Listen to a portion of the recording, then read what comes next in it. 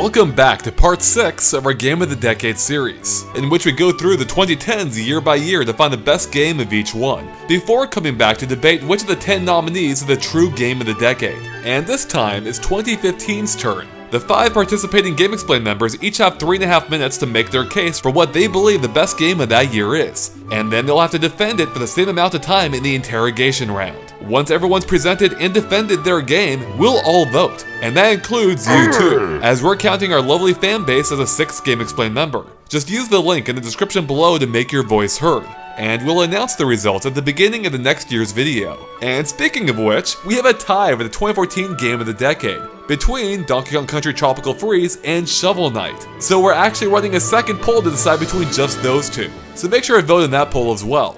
And with that, let's get to our 2015 Game of the Decade argument. Take it away, Andre. Oh hey, that's me again. Okay, I think I'm up first, so let's get to it. Game of the Decade 2015 Argument Maker. A kid's imagination is such a potent thing, and as a kid, there was no world that gave me more inspiration and more imagination, or made me more imaginative than the Mario universe.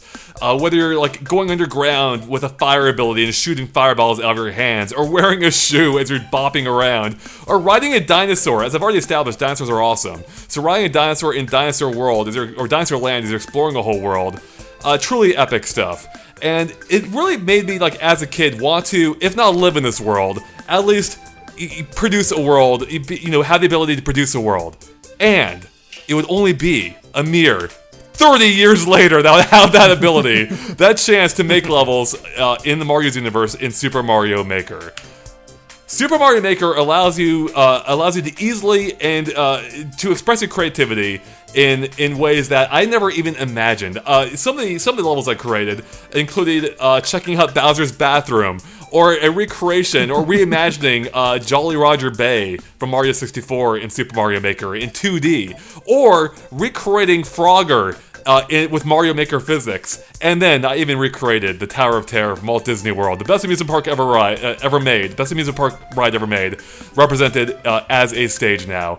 And this game got me thinking about how to reinterpret things that, from my history in Mario, which is something I had never even conceived of before, and I had a blast doing it. So why was it fun, or why did I have so much fun making levels in Super Mario Maker? Well, it was a wonderfully simple but deep interface, and it actually made incredible use of the gamepad. You simply drag and drop objects from the toolbar into the environment. You shake them to modify them. You can stack them up on top of each other to give new properties to different enemies or objects. It was an incredibly powerful interface that could not be simpler. It was just a lot of fun to use, and it made the creation process itself fun through discovery. And like I said, it was fun just to, it actually made really good use of the gamepad, allowing you to instantly create a stage on the gamepad and test it out on the TV. It had a great interplay, and it was just a really satisfying result to go from creation to playing just seamlessly. It's something else that the original Super Mario Maker did was it actively inspired creativity, and one of the ways it did this was through the incredible use of amiibo costumes. You can scan in pretty much any amiibo and have a costume of that amiibo appear in the game, and for me that inspired me to create stages either around these characters or to create stages that would make use of these characters. And even though they functioned identically to Mario himself, it was just fun to think of how you can use the Mario thematics to create a stage around these characters. So this game is pure Nintendo magic. Let me play you an example from just a tile screen of the game. 30 seconds. We're just tapping on the characters. The letters of Mario Maker have different effects. This is just genius stuff that makes it's just fun from the get-go, just discovering what can happen. There was a fly game from Mario Paint. You didn't need to be there, but it's there. You can even knock on doors to have weird representations of Mario answer. This game was weird and fun. In conclusion, this was basically a Miyamoto simulator. And it was so good, I put nearly 1,000 hours into it. So what game could be Game of the Year more than a game in which you make yourself? I rest my case. Alright, well done. Nice. Alright. Well, we'll open up the floor to questions. Guys, what do you have for me? Andre, Super Mario Maker, especially the original, leans very heavily on the creativity of the player. How would you defend this for people that aren't creative? How would you promote this game to people who don't have that creative spark to spend 1,000 hours making stuff? I mean, the great thing about Super Mario Maker is it appeals to all types. If you're not the creative type, you can enjoy everyone else's creativity. There are literally hundreds of thousands of levels that you can access instantly in order to enjoy the creativity someone else has. And who knows, maybe what you see might just inspire you yourself to try to see what you can create. So yeah, I think this game works on multiple levels. For me, it works as a creator, but even if you're not a creator, you can enjoy the benefits of those who did enjoy creating. Andre, you're arguing for the original Mario Maker in the same decade as the sequel exists. The sequel has, of course, multiplayer and slopes, and you can play as Link with a full moveset. So why is the original better than the sequel? The original is better for a few reasons. One, it just straight up made the bigger impact. At least to people who played it, or at least to me who played it. Whereas Mario Maker 2 felt more of it was a marginal improvement. The original Super Mario Maker just threw so much new creative stuff at me that that it was almost overwhelming at first, which is why they had a slow unlock system, which I wasn't a huge fan of, admittedly. But they wanted to introduce you slowly to the elements. Beyond that, though, it actually does some things better than Super Mario Maker 2. It has the amiibo costumes, which are completely absent. It has the gamepad, which is a fundamentally better input device than using the Switch by itself. And then it also has some interesting quirks that Mario Maker 2 doesn't have, like being able to create one-way or three-way warp pipes, which was essential to some of the levels I created, which you can't do at all in Super Mario Maker 2. So not only do I think is Super Mario Maker better in some ways, I think it might just be the better game, and at the very least, the more impactful game at the time of its release.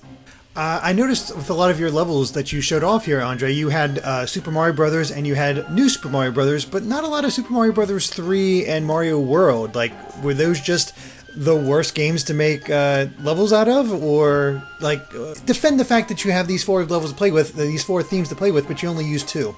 Apparently I chose a poor selection of my levels because I'm pretty sure I was pretty even, but I probably did lean more on the original NES style, and that is because of the amiibo costumes. So yeah, it might be a little uneven for that, depending on like what you're looking for. But that's what's great about this game too, is that exists. There are 4 different play styles here, 4 different themes in which to play around with, and you don't have to use them all equally. The fact that there's more than one, I think, is impressive in its own right. So there is something here, I think, for almost anyone who wants to create a stage. Alright, Andre, so in a move that I can only describe as peak Nintendo, there isn't really a robust search feature within the game itself. You actually have to bookmark a dumb Super Mario Maker bookmark site and find levels through there. How do you defend that? And 30 You know seconds. what? I'm so glad that Super Mario Maker 2 came along, because that's a perfect defense. In that game doesn't even have a dumb bookmarking website. So, for as lacking as that may be, it is still the preferable option to the complete nothingness they have for Super Mario Maker 2. So yes, I wish there were better search options here, and probably even better, like editor's choice, or in which they can filter the levels. But yeah, there we go. Cool. Nicely Well done. Thank you. Okay. Take it away, Steve. Okay, so I haven't won one of these yet. I blame everyone for their poor decision-making skills. But today I'm going safe, or at least kind of safe. My pick for 2015's Game of the Year is The Legend of Zelda: Majora's Mask 3D. Oh, wow. Now, I can already hear the groaning, but Steve, this is a remake. We just talked about remakes in the last episode. Well, one, I didn't know that rule. Okay? I didn't get the memo, so here we are. Let's just run this thing into the ground, shall we? So why should Majora's Mask count? It's just a remake. The original wasn't even made in this decade. It came out in 2000. This is a 20-year-old game. So there has to be some kind of statute of limitations on this. Secondly, boss fights have been completely reworked. There are huge changes in the 3DS version. The camera has been mapped to the C-stick on the 3DS, and it's much more fluid. The Bomber's Notebook is given to you earlier and has been completely overhauled. And Clocktown has been redesigned to be easier to navigate, and there's just a ton more changes. So this is just a small sample of the things Nintendo did, or Grezzo did, when re-releasing this game on the 3DS. So to me, it is very much kind of an original entry. It feels much more like a new game when you take all the changes together. But why Majora's Mask? It is Link's most unique adventure to date. I challenge you to think of something crazier than Termina and a big creepy-faced moon crashing into the world and destroying it, and 4 giants that look like they are made of noses, arms, and legs, and that's it. Termina is absolutely wonderful. It is one of the most bustling, alive environments Nintendo has ever created for a Zelda game. And that's saying something considering this is, an N64 game originally. Twilight Princess, by comparison, feels completely barren. It has much darker themes than we had seen in a Zelda title before, and I'd argue since. Like, when do you really deal with the literal destruction of the world? Like, Ganon's always going to take over, but this one, the moon is going to crash into you and obliterate everything, and everything will go extinct. Finally, we have upgraded visuals from the original. This is a prettier version. This is the definitive version of Majora's Mask. And finally, as I touched on before, there are quality of life changes that just fundamentally change this game.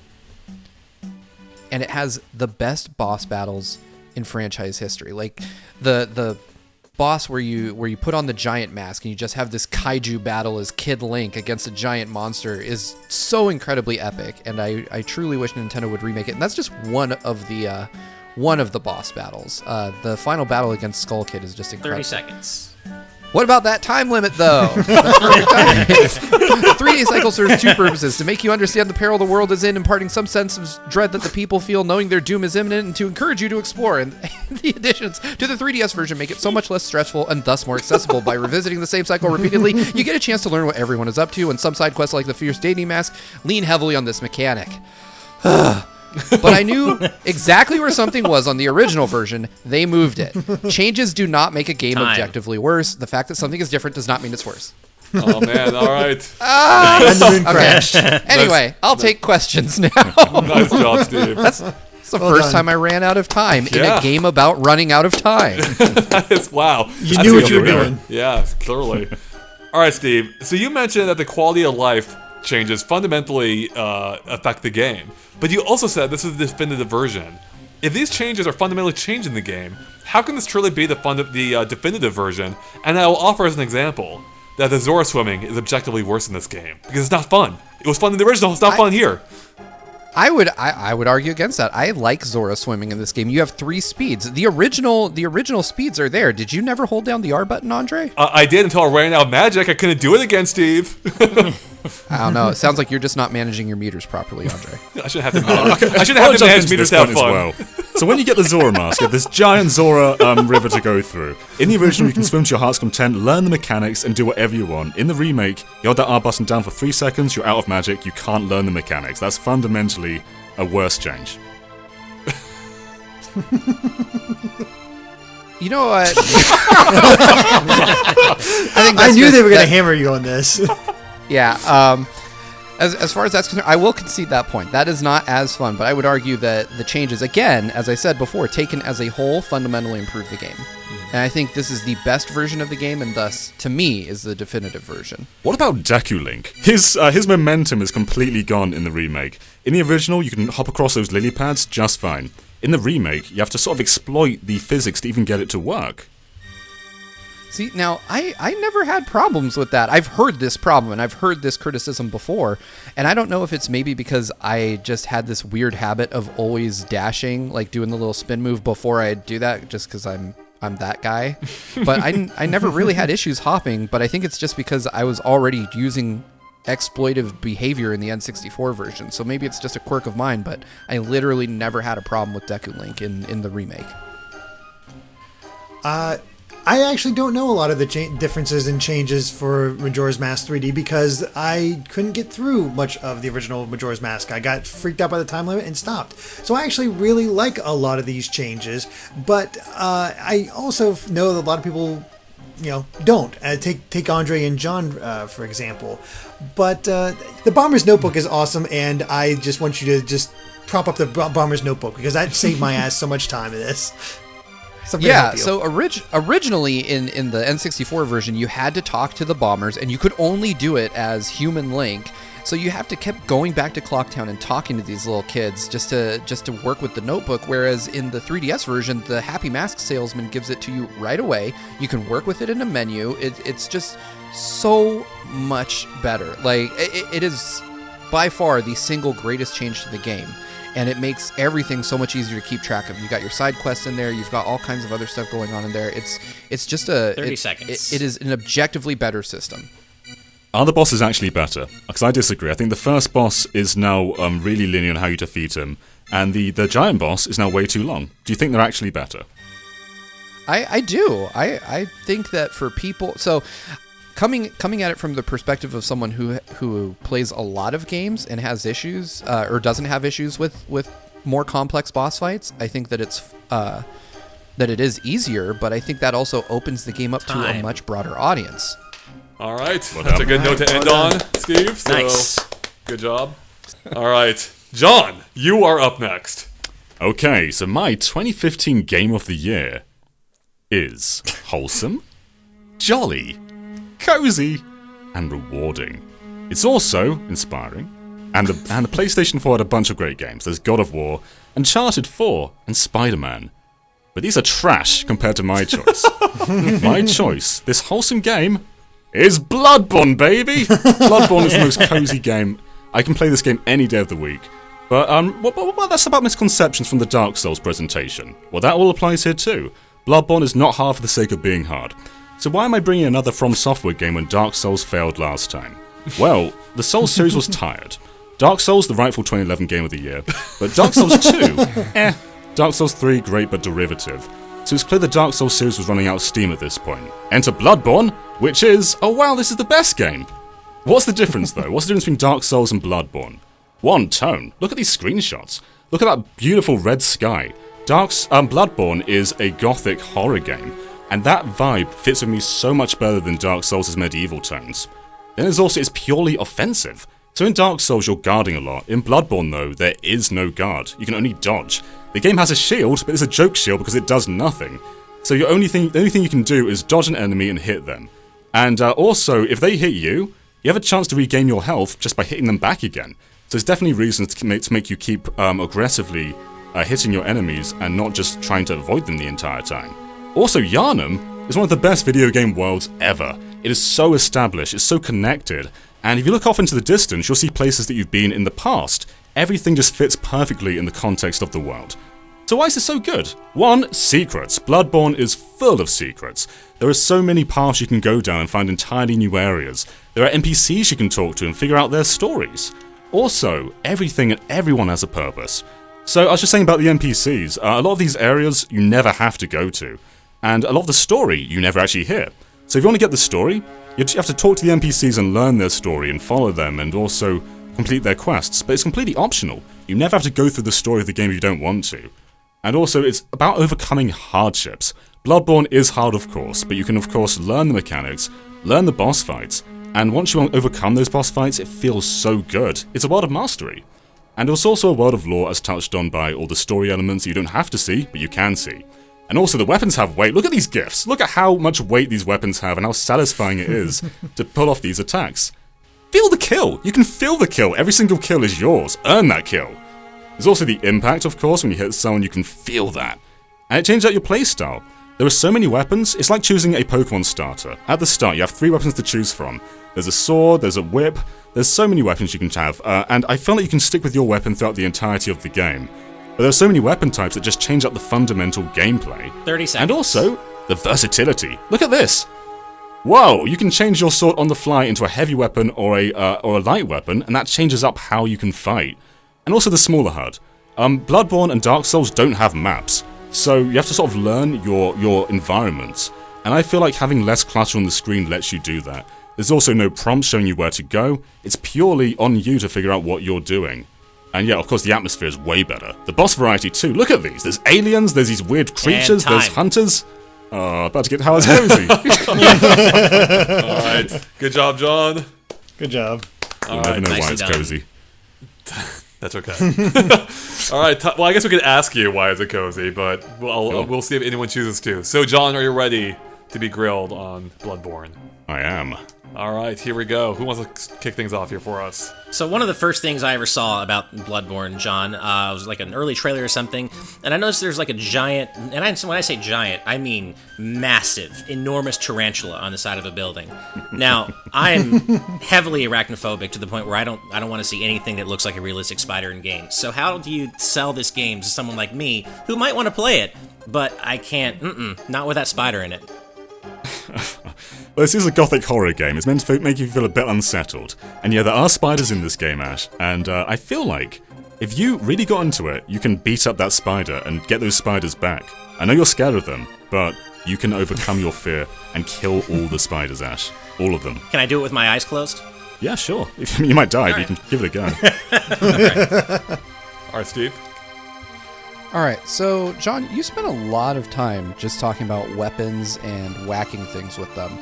Is there more to this game than just cutting up monsters? Sure. Yeah, it's an adventure game. So the entire world is out for you to explore, and it's interconnected. It's basically, I guess, a linear open world, I'll describe it as. And I think finding secrets is the biggest part of this game.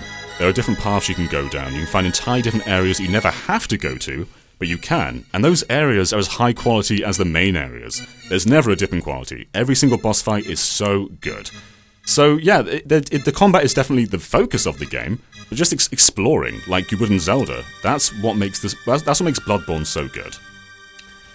John, is this game better than Dark Souls? Yeah, it's better than Dark Souls. This is what got me into the entire Souls series. I love the vibe. I think the gothic horror setting is so much better than anything Dark Souls has ever done. The combat's way more aggressive, and the moment-to-moment gameplay is just so much more impactful to me. Then why would you nominate Dark Souls? Why would you waste our time with Dark Souls for 2011 if you knew I was seeing if I could be Bloodborne's cheeky better? and get two in there. Now, the reason I nominated Dark Souls, I feel like these are two very fundamentally different games, and they're great for different reasons. But yeah, Bloodborne is the stronger one. I feel Dark Souls is also a very strong game too, for different reasons. Okay. All right, John. Well, I played a little bit of Bloodborne for a stream a while back for Halloween, and it presented me with a challenge. It was a nice big troll enemy thing that it was felt like it was blocking me from moving forward to a certain area, and I'm like, okay, that enemy is tough. It's really early on. I bet that has a good item there. So I fought that enemy and died and kept fighting it until I finally did kill it. And what item did I find? Nothing. There's nothing back there. So you said everything has a point? That did not have a point. What was the point of that, John? What was Troll's not that hard. You can just swing your axe. It goes down. The point of that is, I feel like the point of that is just to engage your curiosity. I feel like that's quite early on in the game, and it's to show you that if you go back and try and take down enemies, you can get experience from them, as well as finding items as well. And I feel like it's not just about gaining experience as your player, it's about gaining life experience. The more you fight, the better you are as a player. John, why is it cozy? It's cozy because I can go back to any day. Is it like to finish it once, 50 hours. Finish it again, 6 hours. It's just so nice to go back to. That's more reasons why it's cozy. Because giant spiders want to hug you, that's why. Yeah. Nice. All right, good job, John. Nicely done. Okay, Ash, I believe you are up next, sir. All right, so my game of the year for 2015. Let's have some background here. Let's just agree. We can all agree. Playing video games online usually sucks. For so many reasons. Screaming children. Screaming teenagers. Screaming adults. Racism. Sexism. Homophobia. General intolerance. Transphobia. All of it. Disconnections upon loss. And so much more. It's great. Who wouldn't want to play online with this guy? Look at him. He looks like he's having a great time, right? Life's too short for all that nonsense. I play video games to have fun, and as a result, I don't bother to play games online except for very specific series. Smash, Mario Kart, Splatoon, Ridge Racer, just pretend I could find a transparent Ridge Racer logo. I couldn't. So really, basically, games have to clear a really, really high bar for me to want to deal with the pitfalls of playing them online, which usually are people, right? But there is one game that managed to clear that bar, and that is Rocket League. This game is so fun, it is stupid. I can't even, oh man. So why Rocket League? You can still encounter all the stuff I just talked about when playing Rocket League. You know, you still got the jerks online and people will still disconnect. And it has loot boxes and limited time cosmetics. Like, there's a lot of stuff people might not like about this. And, you know, even look at these screenshots. I will never be able to do that stuff, but I still have such a great time playing this game despite that. And that's because it all comes down to one thing. sheer, unadulterated fun.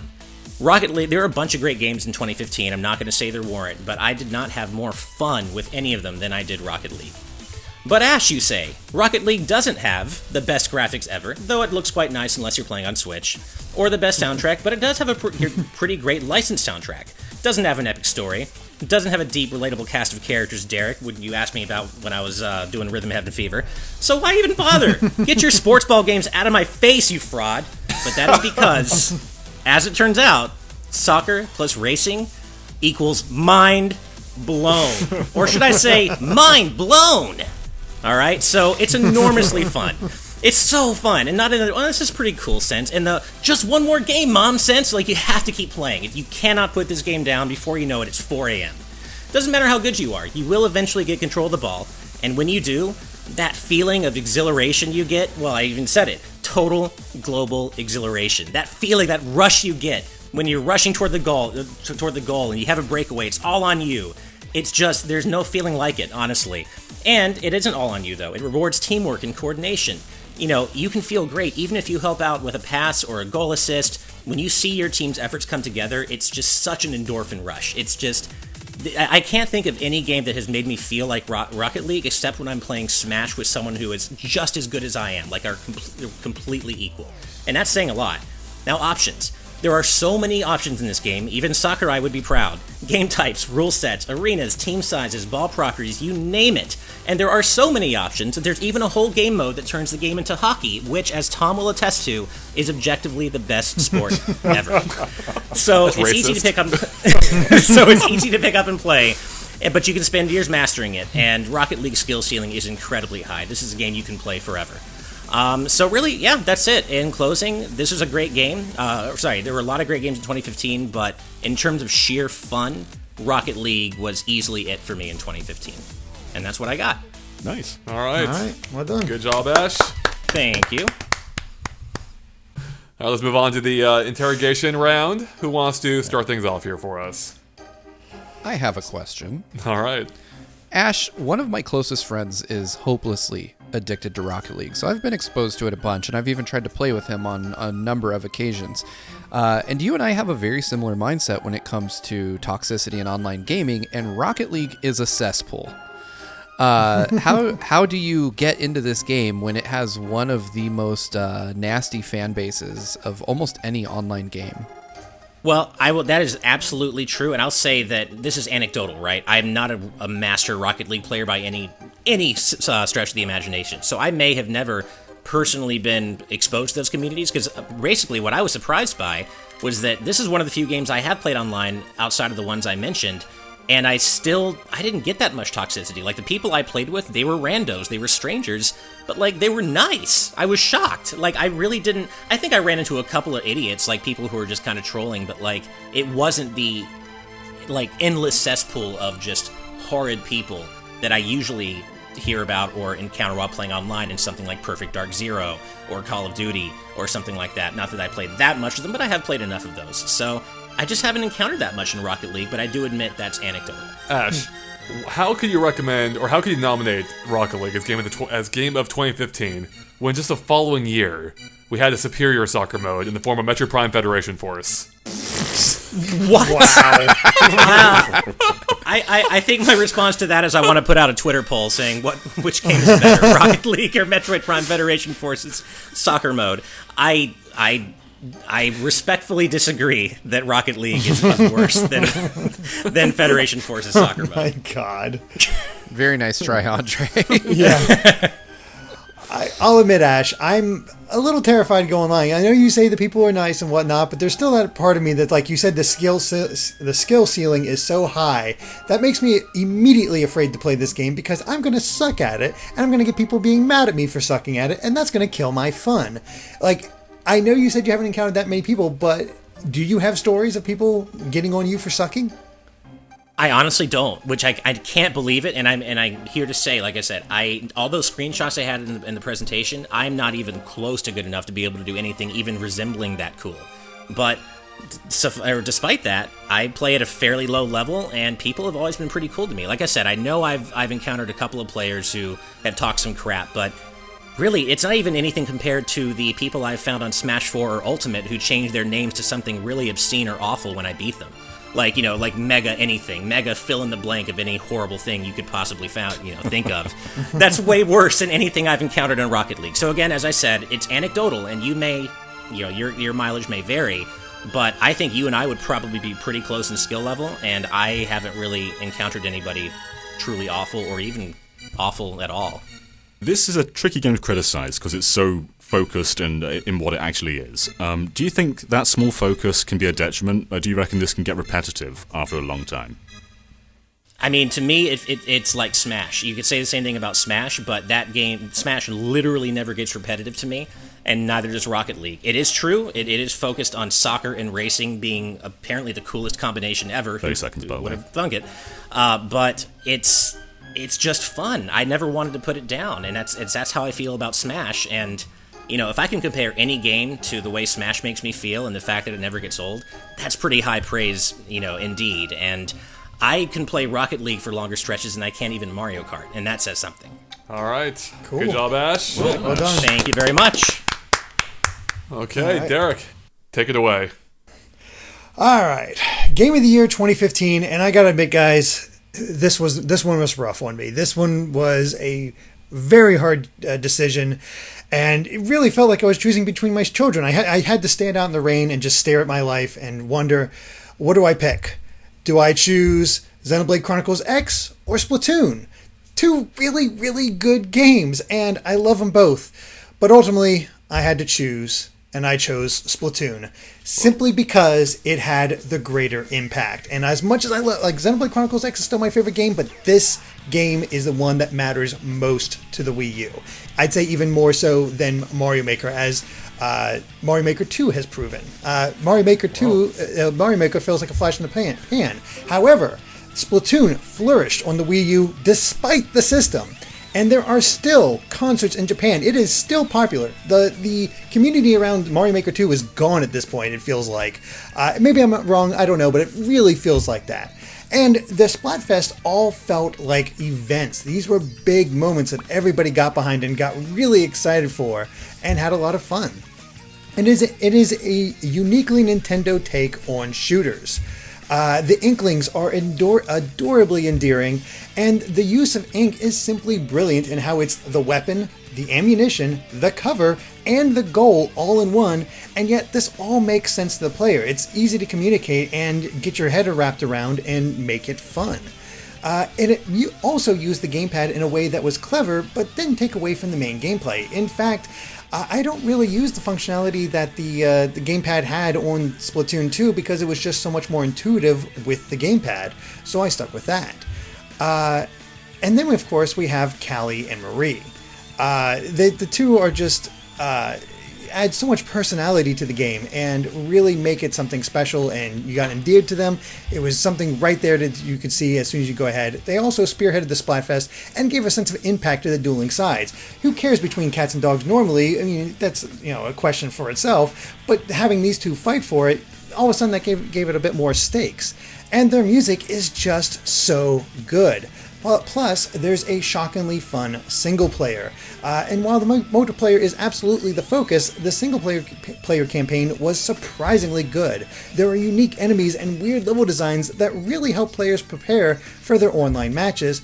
And it has some fantastic bosses, along with probably one of the best final bosses in gaming, if not this decade. He is fantastic, and everybody loves that moment.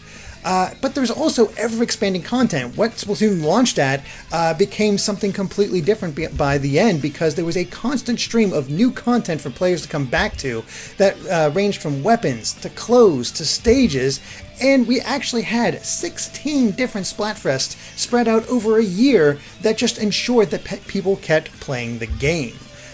Plus, it was all free. It's not that Rocket League crap we had, the microtransactions and stuff. But yeah, it is Nintendo's premier new IP with nearly 5 million units sold worldwide, and that's on the Wii U. That is insane.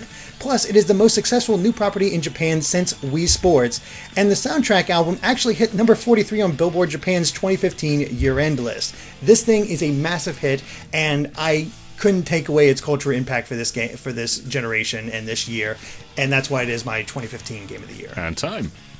All right. Well done. Just in time. Nice. Good job, Derek. Thank you. All right, let's open up the floor to questions. Who wants to start off this time? Derek, Splatoon 2 is very iterative of the first game. It has more maps, it has a new mode, it has a new story mode. Why do you think Splatoon 1 is still deserving when Splatoon 2 has done so much more? Splatoon 2 improved upon what was already there. It took the basis of Splatoon and it kind of expanded upon it, but most people agreed that the built-in single-player mode, not as good as the first. It's fine, but not quite as good as the first. And yeah, there's definitely some balancing and whatnot, but a lot of the maps were brought over from the original, and a lot of the weapons and a lot of the content was brought over from the original because they were so solid. And I think that's why Splatoon 2 is just not making as much of an impact because, as you said, it is iterative. It's a smaller change, and Splatoon 2 introduced the basics that people still enjoy and are still present in Splatoon 2. So, yeah. I would not consider myself particularly good at Splatoon. You know, I try as hard as I can. I do okay, but it seemed I get very frustrated very quickly with this game when I just feel like I'm getting killed immediately, or excuse me, splatted immediately.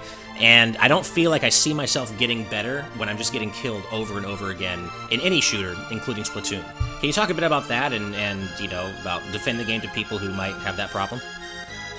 I think that's what I enjoyed so much about the original Splatoon, is the fact that the skill level was not quite as high as other shooters. It felt like everybody was getting adjusted to it.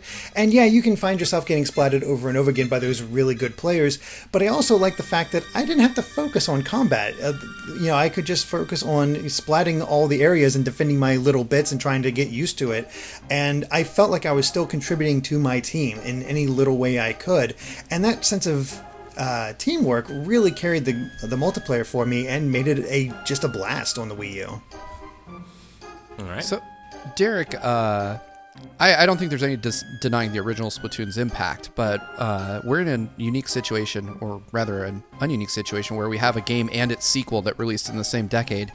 And one thing I would say is, how do you defend Splatoon against its own sequel, which has, you know, a lot more to offer than the original game? That is true. I mean, it's, you know, you could go back to the Wii U one. It's probably not as bustling as it is now, but I'm going more for impact. The fact that this was such a hit, and you know, we've seen Nintendo offer up new IPs, and you know, Pikmin never took off like this. People love Pikmin, but it never took off in the same way as Splatoon. Dylan's Rolling Western never took off like Splatoon.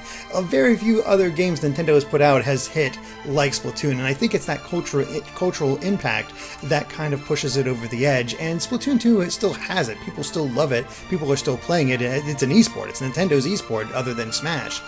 And I think that it just builds off the momentum of the original Splatoon. But it really all comes back to the original setting the stage.